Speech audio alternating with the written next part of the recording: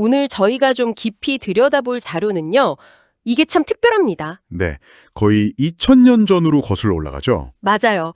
특정 공동체에 보내진 한 통의 편지, 그중에서도 가장 논쟁적이고 긴장감 넘치는 부분, 바로 데살로니가 후서 2장입니다. 당시 이 편지를 받았을 사람들은 아마 극심한 혼란에 빠져 있었을 거예요. 어떤 혼란이었죠? 세상이 끝, 그러니까 이른바 주의 날이 이미 시작되었다, 이런 소문 때문이었죠. 일상이 뭐랄까 송두리째 흔들리는 그런 공포를 느꼈을 겁니다. 바로 그 지점이네요. 한번 상상해 보세요. 모든 게 끝났다는 소문이 막 도는데 그 출처가 심지어 무슨 신적인 계시 같기도 하고 혹은 존경하는 지도자에게서 온 것처럼 포장되어 있다면 누구라도 흔들리죠. 그렇죠. 그래서 오늘 저희의 목표는 명확합니다. 이 편지가 대체 어떻게 그들의 불안과 공포를 잠재우려고 했는지 그 논리의 흐름을 한번 집요하게 따라가 보는 겁니다. 이게 단순한 위로가 아니거든요. 네, 이건 혼돈에 맞서는 아주 정교한 질서 세우기 전략이었던 거죠. 맞습니다. 핵심은 감정적인 위로를 넘어서 분별의 기준을 제시하는 데 있어요. 분별의 기준이요? 네, 저자는 사람들에게 아직 때가 아니다라고 말하기 위해 반드시 먼저 일어나야 할 두 가지 명확한 사건, 일종의 체크리스트를 제시합니다. 아, 체크리스트요. 오늘 이야기는 바로 이 체크리스트를 하나씩 확인해 나가는 그런 과정이 될 겁니다. 좋습니다. 그럼 본론으로 바로 들어가 보죠. 편지는 시작부터 아주 단호해요. 네, 그렇죠. 2절에서 주의 날이 이미 이르렀다는 말에 쉽게 마음이 흔들리거나 두려워하지 말라고 하는데 흥미로운 건 그 소문의 출처를 굉장히 구체적으로 나열한다는 점이에요. 맞아요. 영어로나 말로나 또는 우리에게서 받았다고 위조된 편지로나. 바로 이 부분. 이게 어떻게 보면 이 텍스트의 현대성을 보여주는 지점 같아요. 어떤 점에서요? 그냥 뜬 소문 믿지 마세요가 아니잖아요. 거짓 정보가 퍼지는 세 가지 핵심 경로를 정확히 짚어내고 있죠. 아, 그렇죠. 영어로라는 건 신적 권위를 사칭하는 거. 오늘날로 치면 전문가나 알고리즘이 추천하는 것처럼 보이는 그런 딥페이크 영상 같은 거 아닐까요? 와, 너무 적절한 비유인데요. 말로는 가장 원초적인 구전, 즉 바이럴 루머고요. 네, 그리고 가장 교묘한 게 마지막이죠. 우리에게서 받았다 하는 편지, 이건 공식적인 출처를 위조한 거잖아요. 맞아요. 요즘으로 치면 정부 기관이나 신뢰받는 언론사를 사칭한 피싱 이메일 아니면 가짜 기사 스크린샷 같은 거고요. 사람을 속이는 핵심 기술은 예나 지금이나 권위를 훔치는 거라는 점에서 본질은 변한 게 없네요. 그렇죠. 그래서 저자는 3절에서 딱 못을 박는 겁니다. 누가 어떤 방법으로 여러분을 속이더라도 미혹되지 마십시오. 라고요. 감정적으로 휩쓸리지 말고 팩트를 체크해라. 바로 그겁니다. 그리고 그 누구도 반박할 수 없는 팩트체크 기준, 즉 주의 날 이전에 반드시 벌어질 두 가지 현상을 제시하는 거죠. 네, 바로 그 두 가지 전제 조건이 이 편지의 핵심 논리죠. 네, 첫째는 배교하는 일, 그러니까 진리를 등지는 거대한 흐름이 일어나고 둘째는 그 흐름의 정점에 있는 인물, 불법의 사람, 곧 멸망의 아들이 나타나야 한다. 맞습니다. 이 두 가지가 없다면 지금 떠도는 소문은 전부 가짜니까 안심하라는 거고요. 여기서 배교라는 건요. 단순히 개인 몇 명이 믿음을 버리는 차원을 넘어서요. 아, 그런가요? 네, 사회 전체가 기존의 진리나 가치체계를 저버리고 돌아서는 뭐랄까 거대한 시대적 조류를 의미하는 뉘앙스가 아주 강합니다. 그리고 그 혼돈의 중심에 바로 불법의 사람이 등장하는 거고요. 이 불법의 사람에 대한 4절의 묘사는 정말 강렬합니다. 거의 영화 속 빌런처럼 부려지잖아요. 그렇죠. 그는 대적하는 자라 신이라고 불리는 모든 것과 숭배함을 받는 것에 대항하여 그 위에 자기를 높이고 심지어 하나님의 성전에 앉아 자기를 하나님이라고 내세우느니라. 이건 단순히 나쁜 통치자 수준이 아닌데요. 차원이 다른 존재죠. 세상의 모든 종교적, 정치적 권위를 다 부정하고 그 위에 자기 자신을 올려놓는 인물입니다. 여기서 가장 충격적인 이미지는 역시 하나님의 성전에 앉는다는 거겠죠? 네, 신성한 공간의 중심을 차지하고 스스로 신이라고 성포하는 행위. 이건 신성모독의 끝을 보여주는 상징인 셈이죠. 인류가 쌓아올린 모든 권위와 질서에 대한 궁극적인 반역이라고 볼 수 있습니다. 그렇군요. 그러니까 저자는 당시 사람들에게 이렇게 말하는 거네요. 여러분, 지금 불안하십니까? 하지만 우리가 마주할 진짜 위기는 이런 수준이 아닙니다. 이 정도의 인물이 나타나기 전까지는 절대 끝이 아니니 동요하지 마십시오. 정확한 지적이십니다. 어떻게 보면 더 큰 위기를 제시해서 현재의 불안을 상대화시키는 효과도 있겠네요. 네, 일종의 심리적 예방주사인 셈이죠. 공동체가 마주할 수 있는 최악의 시나리오를 미리 보여줌으로써 어설픈 종말론에 흔들리지 않을 내성을 길러주는 겁니다. 갑자기 미스터리한 존재가 등장하는데 이 막는 자의 정체는 대체 뭘까요? 텍스트는 왜 이걸 명확하게 밝히지 않는 거죠? 바로 이 부분이 2000년간 수많은 학자들을 괴롭혀온 이 텍스트 최대의 미스테리입니다. 아, 흥미로운 건 6절에서는 막는 것이라고 해서 중성명사, 그러니까 어떤 시스템이나 힘을 암시하는 것처럼 말하다가 7절에서는 막는 자라고 남성명사를 써요. 표현을 바꾼다고요? 네. 그래서 특정 인물이나 존재를 가리키는 것처럼 뉘앙스가 바뀝니다. 아, 그래서 해석이 막 갈리는 거군요. 로마 제국의 법과 질서 같은 사회 시스템이라는 해석도 있고 미카엘 같은 특정 천사나 교회의 지도자라는 해석도 본 것 같아요. 맞습니다. 여러 해석이 있죠. 이 대화의 목적상 그 정체를 하나로 규정할 필요는 없겠지만 기능적으로 볼 때 이 막는 자는 어떤 역할을 하는 건가요? 기능적으로 보면 혼돈의 전면화를 억제하는 브레이크라고 할 수 있습니다. 브레이크요? 네. 7절에 불법의 비밀이 이미 활동하였으나 라는 표현이 나오잖아요. 네, 나와요. 즉 세상의 시스템을 무너뜨리려는 어두운 힘은 이미 물밑에서 작동하고 있다는 거예요. 하지만 이 막는 자 때문에 아직 수년 후로 폭발적으로 드러나지 못하고 있다는 거죠. 그러면 그 막는 자가 사라지거나 치워지면 그때 비로소 둑이 터지듯 불법한 자가 공식적으로 무대에 등장하게 되는 순서군요. 그렇습니다. 중요한 건 그 정체보다도 순서에 대한 설명이에요. 저자는 막는 자의 퇴장이라는 또 하나의 중간 단계를 제시함으로써 주의 날이 아직 멀었다는 사실을 다시 한번 강조하는 거죠. 그렇군요. 하지만 동시에 그의 화려한 등장만큼이나 그의 최후는 허무할 거라고 8절에서 바로 선언해버립니다. 네, 주 예수께서 그 입의 기운으로 그를 죽이시고 강림하여 나타나심으로 패하시리라.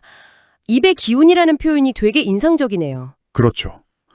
거창하게 전쟁을 벌이는 게 아니라 마치 입김 한 번 후 부는 것처럼 가볍게 제압된다는 그런 뉘앙스인데요. 바로 그겁니다.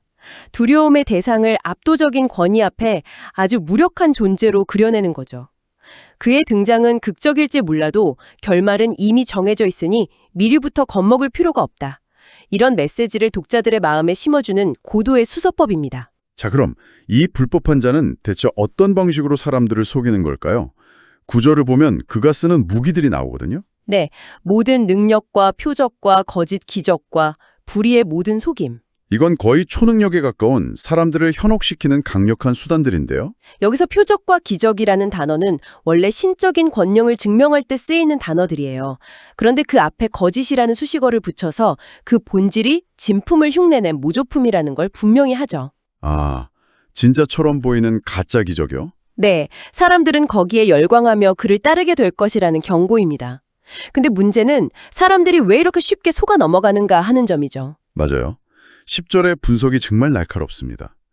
사람들이 멸망하는 이유가 진리의 사랑을 받지 아니하였기 때문이라고 하거든요. 네, 외부의 속임수가 아무리 두묘해도 그게 통하는 근본적인 원인은 우리 내면에 있다는 말이잖아요.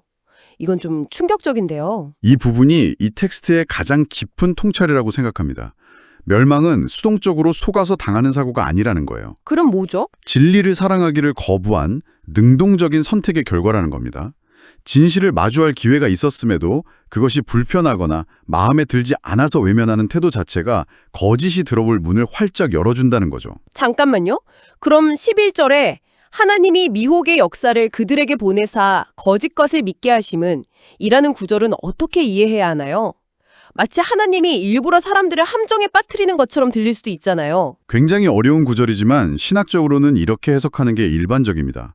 하나님이 악의 근원이 되어서 거짓을 조장하신다는 뜻이 아니고요. 아니면요? 인간이 자유의지로 진리를 완강하게 거부했을 때 그 선택의 결과를 그대로 경험하도록 허용하신다는 의미로 봅니다. 아, 허멍하신다. 네. 진리보다 거짓을 더 사랑하기로 선택했으니 그 선택의 결과 속에서 살아가도록 내버려 두신다는 어떻게 보면 역설적인 심판의 개념이죠. 아, 그렇군요.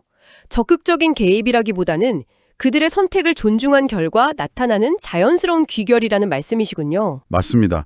결국 12절의 결론처럼 심판의 기준은 진리를 믿었는가 아니면 불의를 기뻐했는가라는 그 마음의 방향성에 달려있는 겁니다. 무엇을 사랑하고 무엇을 기뻐하는가? 네, 우리의 마음이 어디를 향해 있는지가 결국 우리의 운명을 결정한다는 메시지입니다.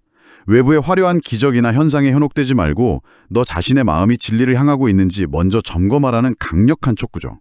와, 이렇게 무겁고 좀 준엄한 경고가 끝나고 나면 13절부터 편지의 분위기가 완전히 바뀝니다. 그렇죠. 갑자기 독자들을 주께서 사랑하시는 형제들이라고 부르면서 굉장히 따뜻한 위로를 건네기 시작해요. 이 온도 차이가 상당한데요? 이 극적인 전환이 이 편지의 진짜 목적을 보여주는 겁니다. 진짜 목적이요? 네, 앞선 모든 무서운 이야기들은 이들을 겁주거나 정죄하기 위함이 아니었던 거죠. 오히려 그 배경 설명을 통해서 당신들이 얼마나 안전하고 특별한 존재인지를 역설적으로 깨닫게 해주려는 장치였던 셈입니다. 아, 하나님이 처음부터 너희를 택하사 구원을 받게 하셨다. 혼란 속에서 그들의 정체성을 다시 한번 확고하게 심어주는 거군요. 너희는 저 멸망할 사람들과는 다르다. 너희는 하나님의 선택을 받은 존재들이다. 바로 그겁니다. 외부의 소문에 흔들릴 때 가장 먼저 해야 할 일이 자기 자신을 바로 아는 것이라는 말이군요. 그렇죠. 불안의 파도에 휩쓸리지 않게 해주는 가장 강력한 닷은 바로 자신의 정체성에 대한 확신이죠. 그리고 그 확신 위에서 구체적인 행동 지침을 줍니다. 15절에 굳게 서서 말로나 우리 편지로 가르침을 받은 전통을 지키라. 여기서 전통이라는 단어가 나오는데 이게 흔히 말하는 그런 낡은 관습 같은 건 아닐 테고요. 네, 여기서의 전통은 사도들을 통해 공식적으로 전수된 핵심적인 가르침, 즉 진리의 기준점을 의미합니다. 아, 기준점이요? 네, 수많은 가짜 정보와 혼란스러운 주장 속에서 흔들리지 않으려면 우리가 붙잡아야 할 명확한 기준, 즉 앵커가 있어야 한다는 겁니다. 그게 바로 사도들이 직접 전해준 가르침이라는 거죠. 그리고 이 모든 이야기는 정말 아름다운 기도로 마무리됩니다. 17절 너희 마음을 위로하시고 모든 선한 일과 말에 굳건하게 하시기를 원하노라. 네. 결국 이 모든 경고와 가르침의 최종 목적지는 그들이 마음의 위로를 얻고 선한 삶을 살아가는 것이었군요. 맞습니다. 공포를 이기고 내면의 안정을 찾고 그 힘을 바탕으로 선한 말과 행동을 하는 삶을 사는 것, 그것이 이 모든 종말론적 경고의 진짜 목적이었던 셈이죠. 단순한 미래 예측이 아니었네요. 그렇죠. 현재를 살아가는 사람들을 위한 따뜻한 목회적 돌봄이었던 겁니다. 오늘 우리는 데살로니가 후서 2장이라는 고대의 텍스트를 통해 거짓 정보가 어떻게 권위를 사칭하는지, 혼란 속에서 어떻게 질서를 세우려 했는지, 그리고 사람들은 왜 진실보다 거짓에 더 끌리는지에 대한 날카로운 통찰까지 살펴봤습니다. 네, 정말 많은 걸 생각하게 하죠. 두려움에 휩쓸리는 대신 명확한 기준 위에서 굳건히 서라는 메시지가 2000년의 시간을 넘어 여전히 유효하게 들립니다. 그렇죠. 이 텍스트는 결국 세상의 마지막 싸움이 힘과 힘의 대결이 아니라 진실과 거짓의 대결이라고 말하고 있습니다. 진실과 거짓의 대결. 그리고 그 승패는 누가 더 똑똑한가가 아니라 누가 진리를 사랑하는가에 달려있다고 강조합니다. 그 부분이 오늘 대화에서 가장 기억에 남는 것 같습니다. 그래서 마지막으로 여러분에게 이런 질문을 던져보고 싶습니다. 오늘날 우리는 역사상 그 어느 때보다 많은 정보와 주장 속에서 살아갑니다. 정보의 홍수죠, 정말. 네. 이 텍스트의 관점에서 본다면 이 홍수 속에서 우리를 지켜줄 가장 중요한 능력은 정보를 판별하는 기술 이전에 어쩌면 진리를 사랑하는 마음 그 자체일지도 모릅니다. 그렇다면 스스로에게 물어볼 수 있겠죠. 나는 얼마나 진리를 사랑하고 있는가? 나에게 불편하고 고통스러운 진실이라도 기꺼이 마주할 용기가 있는가? 매력적인 거짓과 불편한 진실 사이에서 당신의 마음은 어디로 향하고 있습니까? 이 고대의 편지가 던지는 묵직한 질문을 잠시 생각해 보시는 것도 좋겠습니다.